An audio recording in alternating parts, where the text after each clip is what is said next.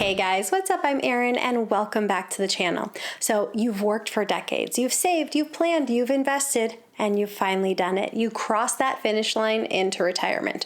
But what if I told you the first 12 months of your retirement could make or break your next 30 years? This isn't just about money, it's about your health, your identity, your relationships, and even your happiness. Because how you spend your first year in retirement sets the tone for everything that follows. So in this video, I'm going to walk you through the best moves you can make, the costliest mistakes you can avoid, and show you really how this matters more than you might think. Let's start with what to do. Because these aren't just good things to do, they're habits that can protect or erode your financial foundation over time. Retirement isn't a vacation, it's a whole new way of life. And here's what the data tells us. Retirees who build a structured daily routine report 40% higher life satisfaction than those who don't. That's from the Harvard study of adult development, one of the longest running studies on well-being. And the structure doesn't have to be rigid, it just kind of gives a flow and a purpose to your day. So maybe you decide that you go golfing on Tuesdays and Thursdays. Maybe you're spending time with your grandkids on Fridays and Saturdays. Maybe you're volunteering, joining organizations that you get to foster friendships with.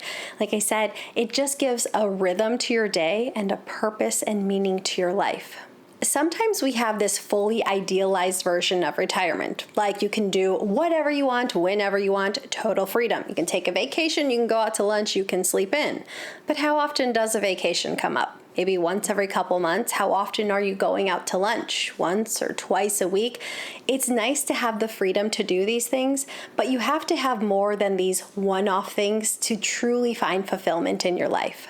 That's why you have to retire into something. Retirement is the beginning of something new, and that next chapter needs a narrative and it needs a direction. If I use a personal example, my mom is in her mid-70s and she is fully capable of retiring. Financially, she's all set, and I love that for her. I wish she would retire and then she could spend more time with her children and her grandkids. But I also understand her hesitation because my mom loves her work. She feels a lot of fulfillment with it. She feels needed. She knows she's good at it. And if she were to step away from work, she kind of questions what she would do with her life. So she pauses, and I get that too. For my mom and for so many people, retiring into nothing feels kind of empty and it feels kind of scary. That's why this is the first do on the list. Yes, you want to make sure that you're financially set to retire, but you also want to make sure you're emotionally set, that you are retiring into something, some type of routine, some new type of life rhythm. Track spending closely. One of the biggest changes that happens in the first year of retirement is how you experience money. You go from receiving a regular paycheck to now creating your own income streams. Yes, maybe you have Social Security, but on the other hand, maybe you're drawing from your own investments like a 401k, an IRA. Maybe you still have some part-time work. So now you may be piecing together multiple income streams. And when your income changes, your awareness of spending has to change as well. Here's something that might surprise you. According to data from JP Morgan Chase, new retirees tend to spend 15 to 20% more than they expected in that first year. And why? Because this is your go-go season. You're getting to say yes to the travel plans you've been putting off. You're finally getting to update your home. You're getting to spoil your grandkids. And I love that for you. My only piece of advice is you want to make sure all of these yeses fit into your broader financial plan. One of the simplest and smartest things you can do is to break your expenses into buckets, like your essentials, housing, groceries, insurance, healthcare, and then the other bucket, discretionary. This might be travel, dining out, hobbies, anything you could scale back if needed. This really helps you to know what is truly required to maintain your lifestyle and what's more discretionary and flexible. So if the market does a sudden pullback or you have an unexpected expense pop up, you know where you can kind of wiggle things around a bit and you're not caught off guard. If you're a spreadsheet person, amazing. Color code until your heart's content. If you want to use an app or simply a pen and paper, that's great too. What you need is awareness, because the more you understand where your money is going, the more control you have over how long it lasts. create a cash reserve and use a bucketing strategy. Here's something that catches a lot of new retirees off guard. The biggest risk in your first year of retirement isn't inflation and it's not taxes. It's something called sequence of returns risk. That's the risk that the market drops early in retirement, right when you've started drawing from your portfolio. And if you're forced to sell during a downturn, you lock in losses and your portfolio may never fully recover. That's why having a dedicated cash reserve is so important, especially early on in retirement. Now, you've probably heard the general guideline of you want to have anywhere from, say, 1 to 2 years, maybe even a few more years worth of cash sitting on hand and at the ready. But we can break it down and get a little bit more smart with this. We could say you might want anywhere from 1 to 2 years worth of expenses minus any guaranteed income streams like Social Security or a pension. For example, let's say your essential expenses are $60,000 a year and you receive $30,000 from Social Security. Your shortfall, the amount you need to pull from investments in this situation, would be $30,000 each year. So for a 2-year cash reserve, you'd want to have about $60,000 set aside in something safe, a high-yield savings account, CDs, short-term treasuries, something like that. That cash reserve gives you breathing room. If the market suddenly dips, you don't have to sell your investments and lock in a loss. Instead, you can simply ride it out and give your investments time to recover. From there, think about your income strategy in terms of 3 buckets. Bucket 1 is your short-term cash reserves. Maybe it's 1, 2, maybe all the way up to 5 years of net expenses after guaranteed income. Bucket 2, this is your medium-term money. Maybe it's 3 to 5 years in more conservative investments or fixed income. And bucket 3, this is your long-term growth bucket. It's invested in equities to outpace inflation over time. Maybe it helps to think of it like this. Bucket 1, that gives you peace of mind. Bucket 2, that gives you time. And bucket 3, that gives you growth. Altogether, you've built a system that can last bear markets and bull markets and everything in between. Next, optimize Social Security and withdrawal timing. Let's talk about one of the most powerful and often most misunderstood levers in retirement, which is when you claim Social Security. For every year you delay claiming past your full retirement age, your benefit increases by 8% per year, all the way up to the age of 70. That's not market-based, that's guaranteed growth. Let's say your full retirement age is 67 and your benefit at that point is $2,000 a month. If you wait until 70, that jumps to $2,480 a month. That's a 24% increase for life just for waiting. And here's a part that often doesn't get talked about. Delaying when you claim Social Security will mean that you likely have to draw more heavily from your investments in the early years of retirement. But that can be a smart tax move. Why is that? Because if you're withdrawing from a traditional 401k or traditional IRA, you may be doing so at a lower tax rate, and that can reduce your future RMDs, and that can have a way of smoothing out your tax bill over the course of your entire retirement rather than letting it spike later. For instance, let's say you retire at the age of 65 and wait until the age of 70 to claim Social Security. And during this time, maybe you pull some funds from a taxable brokerage account, maybe you pull some small amounts from a traditional account, maybe you do some Roth conversions, something we'll touch on a little bit later. Really, this 5-year window kind of becomes a tax planning playground for you. Because delaying when you claim Social Security may not be just about getting a bigger benefit. It can also give you greater control and flexibility on how you draw this income. It could lower your lifetime tax bill, and it can give you greater portfolio stability. The bottom line, if you don't need to claim early, waiting can pay off in more ways than one. Stay physically, socially, and mentally active. There's a study from the Stanford Center on Longevity that found something really powerful. Social connection is one of the strongest predictors of both health span and lifespan in retirement. And it makes sense. People who stay engaged, whether that's through lunches or groups, churches, you name it, are 50% less likely to develop depression. That's half. That's huge. Let's layer in the physical side here because this is something I'm just as passionate about. 20 to 25 minutes of moderate exercise every single day can cut your risk of chronic illness by 30%. It may sound a little silly, but maybe one of the best things you can do in retirement is have a health and social calendar, much in the way that you had a work calendar during your working years. Maybe that is scheduling lunches, scheduling workouts, making sure that you're scheduling time to see others and get out and do things. Here's why I care so much about this. I have watched probably hundreds of hours of documentaries on people who've retired and are looking back on their life. And one of the most common themes in every single one of these is, I wish I would have taken better care of my body, or I'm so thankful that I took such care of my body. In fact, recently Business Insider did a whole video on centenarians, people who live to or past 100. And the biggest takeaway was not some financial insight. It was about health and friendship and social awareness and mobility. These things matter, especially as you get older. I've seen this one up close. My grandma had dementia. My dad has it now too. And it is heartbreaking. And when you lose your health, you lose so much more than your physical abilities. And we can go even deeper and get personal for a moment. At a young age, I had a brain tumor, and that left me paralyzed on the entire right side of my body. It took months and even years to recover.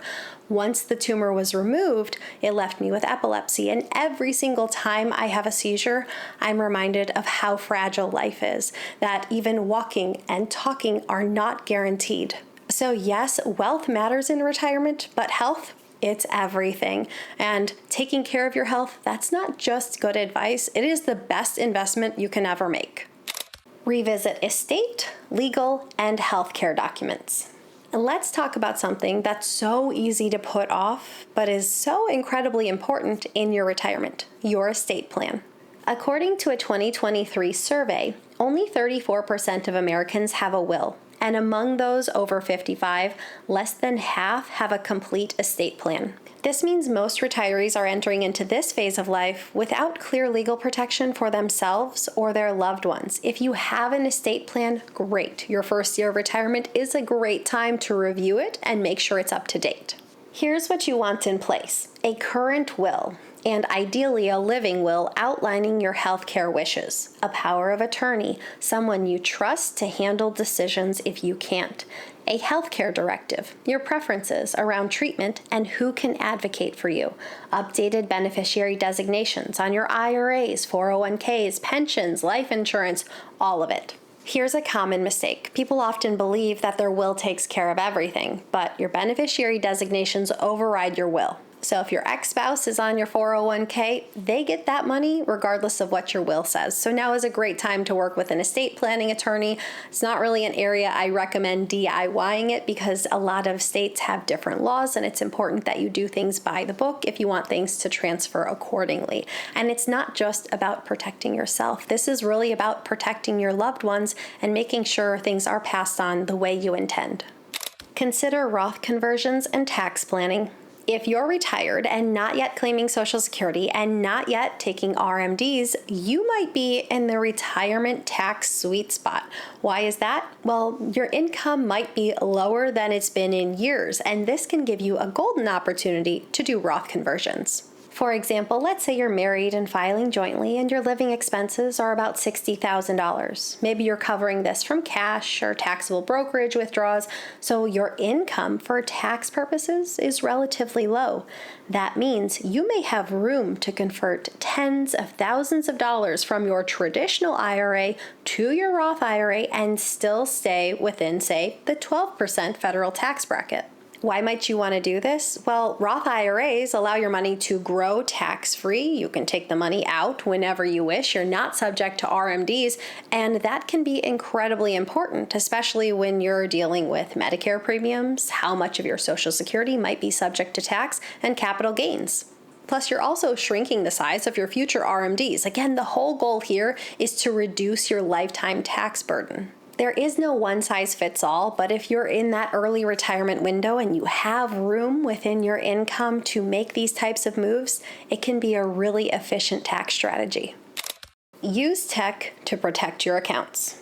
Let's shift gears for a second and talk about something that's not as exciting, but just as important, and that is protecting your accounts from fraud. According to the FBI, in 2024 alone, Americans over the age of 60 lost $3.4 billion to scams, and scammers are everywhere. I bet they are all over this YouTube comment section right now. And just a note on all the scammers and the spammers that end up in YouTube comment sections: never reply to anyone who is touting themselves as a financial advisor or financial expert here in the YouTube comment section. I guarantee they're not.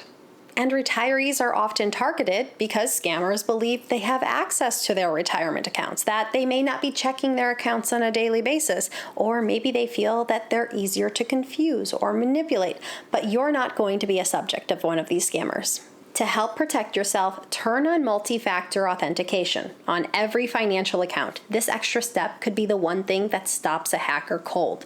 Use a password manager so you're not reusing the same password across multiple sites. And freeze your credit with the major bureaus, especially if you're not applying for loans anytime soon. It's free and it blocks identity thieves from opening accounts in your name. And this one's just a bonus. A lot of brokerage houses now allow you to add a trusted contact, someone they can contact if it looks like there's suspicious activity on your account. They don't get any access to your money. They're just someone the firm can call if something seems off. It's a great extra layer of protection, especially as we age. But here's the truth. You've worked for too long and saved so much and made so many sacrifices along the way that you don't want to let yourself or your portfolio become vulnerable to a scam. Check Medicare enrollment deadlines. If you're turning 65 and don't have coverage through a qualified employer plan, you've got a 7-month window to sign up for Medicare Part B. That's 3 months before your birthday month, the month of, and 3 months after. Miss it, and you could face a 10% penalty for every year you delay, and that penalty sticks with you for life. Also, start researching Medigap and Medicare Advantage now. Some states make it tough to switch plans later without medical underwriting, so early decisions matter. Rebalance your portfolio and build flexibility into your plan. Let's talk about something small, but is actually big over time: rebalancing your portfolio. It's very likely that as you approached retirement that you went into a more conservative portfolio. Maybe you added a little bit more bonds, maybe you lowered your exposure to equities. And maybe that's a good thing if it fits your plan and your risk tolerance. But the problem is if you do this once and then set it and forget it. Even in retirement, your portfolio needs a checkup. Fidelity recommends rebalancing at least once a year to maintain your target mix, especially if markets have been volatile. Let's say you're targeting that classic 60-40 portfolio, but then we have a really strong stock market year, and all of a sudden you have 70% in equities. All of a sudden you're carrying more risk than you intended, so rebalancing keeps you more in line with your goals. And there's a second part to this. We also want to build in flexibility to your withdrawals.